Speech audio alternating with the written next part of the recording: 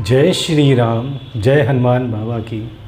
और मैं आज आपका फिर से स्वागत करता हूँ इस संपूर्ण सृष्टि ज्ञान चैनल में। और हम लोग आज बात करने जा रहे हैं संसार का पहला शाबर मंत्र कहाँ से आया, इसके बारे में आपको बताएंगे। और ये भी बताएंगे कि जो ये शाबर मंत्र है वह है क्या। तो चलिए शुरू करते हैं। पर शुरू करने से पहले जय श्री राम, जय हनुमान बाबा और जय भगवान शिव की। देखिए, हम जो पहले शाबर मंत्र की बात कर रहे हैं, यह जो पहला शाबर मंत्र है यह अलौकिक है और बहुत ज़्यादा चमत्कारी मंत्र है। फिर बता दें, हम जिस शाबर मंत्र की बात करने जा रहे हैं वह बहुत अलौकिक है और वह बहुत ज़्यादा चमत्कारी मंत्र है। यह कहा जाता है कि सृष्टि के आदिकाल में जब भगवान शिव ने तांडव नृत्य कर रहे थे तो भगवान शिव ने अपना डमरू बजाया था। फिर बता दें, ये कहा जाता है कि सृष्टि के आदिकाल में जब भगवान शिव तांडव नृत्य कर रहे थे तो उन्होंने अपना डमरू बजाया था। अब जब भगवान शिव जब तांडव नृत्य कर रहे थे तो ये कहा जाता है कि भगवान शिव ने डमरू को 14 बार बजाया। तो जो डमरू से जो शब्दों की 14 ध्वनि निकली, या कहिए जो हर बार जब डमरू बजा तो उससे जो ध्वनि निकली, जो उससे शब्द निकले, वे ही माहेश्वर सूत्र कहलाए गए। और यह भी कहा जाता है कि संस्कृत व्याकरण का आविष्कार भगवान शिव के डमरू से निकली हुई शब्दों की ध्वनि का परिणाम है।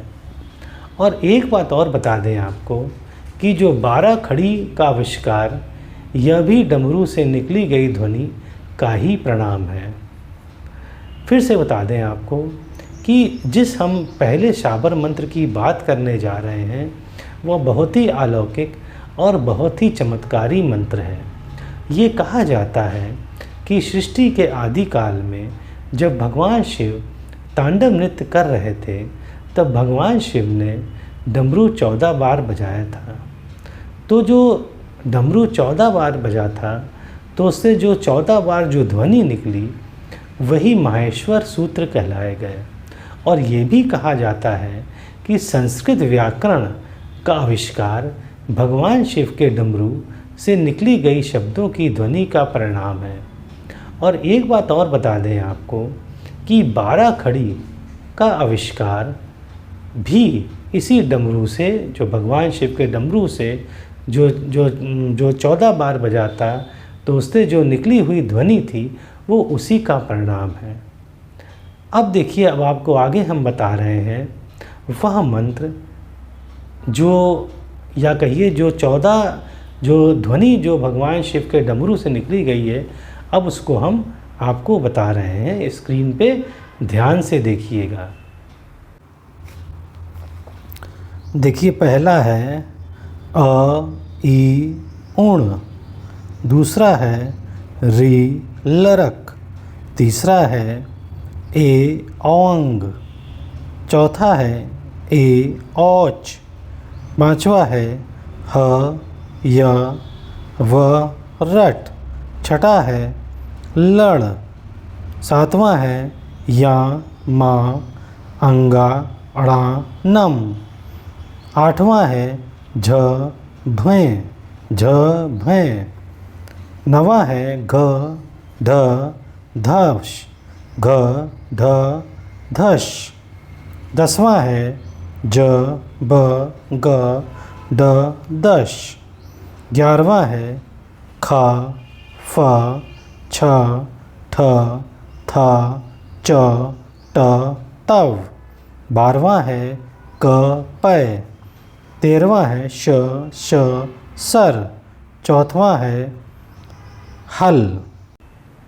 तो देखा आपने कि ये 14 सूत्र कैसे बोले जाते हैं।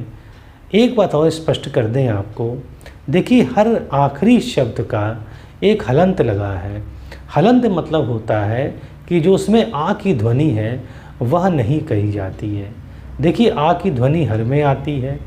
जैसे आप कुछ भी कहिए का, खा, तो जब का, खा हमने कहा तो आ की ध्वनि आ रही है। अब हमने क कहा तो आ कट गया, तो वो हलंत हो गया। हलंत का मतलब होता है जो आ है उसको आप काट दीजिए, तो इसलिए उसको पहले शब्द के एक साथ पढ़ाता है। जैसे र टा, राटा अलग हो गया, अब अगर टा को आप हलंत लगा देंगे तो रट हो जाएगा। इसी प्रकार से आप और शब्दों को पढ़ना हमने बताया, इन 14 ध्वनि को बताया, पढ़ना ध्यान से इसको आप पढ़िएगा और याद करिए या इसको नोट कर लीजिएगा। अब देखिए आगे आपको एक चीज़ बताते हैं कि यही जो भगवान शिव के डमरू से जो 14 ध्वनि निकली वही संसार का पहला साबर मंत्र कहलाया। मतलब ये है कि साबर मंत्र की सृष्टि या साबर मंत्र की उत्पत्ति भी इसी भगवान शिव के डमरू से निकली हुई ध्वनि से है। और एक और बात कही जाती है, पुराणों के अनुसार यह कहा जाता है कि जो भगवान शिव के डमरू से जो 14 बार बजने से जो यह ध्वनि निकली थी, अगर इन 14 मंत्रों को आप अगर एक एक बार पढ़ें और भगवान शिव को जल डालते जाएं तो भगवान शिव बहुत जल्दी प्रसन्न होते हैं। और दूसरी बात यह है कि अगर आप यह प्रक्रिया रोज़ करते हैं तो आपकी स्मरण शक्ति बहुत तेज़ हो जाएगी। मतलब कि आपकी जो रिटेनिंग पावर है दिमाग की वो बहुत तेज़ हो जाएगी, आप जल्दी भूलेंगे नहीं।